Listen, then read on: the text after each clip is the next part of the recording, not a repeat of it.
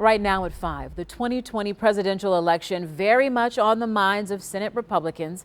They are pushing a number of election bills that will change how we vote. Democrats claim the new rules will make it harder to cast your ballot. Our political reporter Charles Benson has been at the state capitol all day watching the floor debate.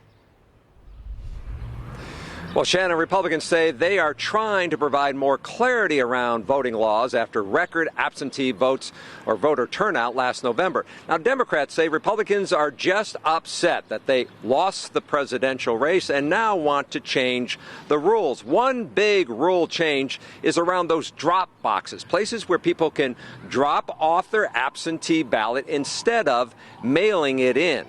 So here's what happened. Republicans say state law does not address drop boxes. They want the standard to be 4 locations in cities with populations of 70,000 or more. That would be less than the 15 Milwaukee had during the presidential election, and they were mainly at public libraries.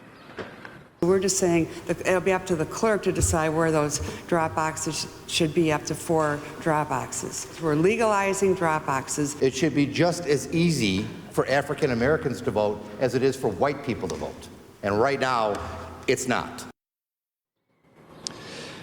So while the Republicans have the upper hand in the Senate, it's very unlikely any of these partisan bills will make it past Governor Evers. He doesn't agree with these types of changes. Well, a number of developments on the issue of police reform today as well. The Senate voting to ban the use of chokeholds by police except in life-threatening situations or to defend themselves. The bill approved today won bipartisan support.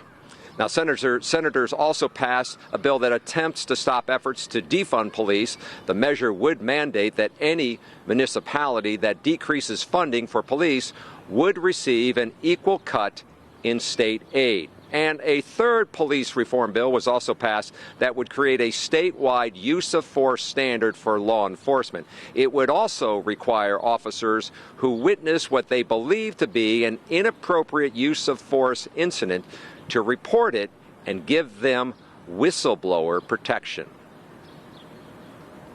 And finally, unemployed people in Wisconsin will lose or would lose a $300 a week federal bonus under a Republican-backed bill that passed both chambers today. The federal payment was approved to help the unemployed during the coronavirus pandemic.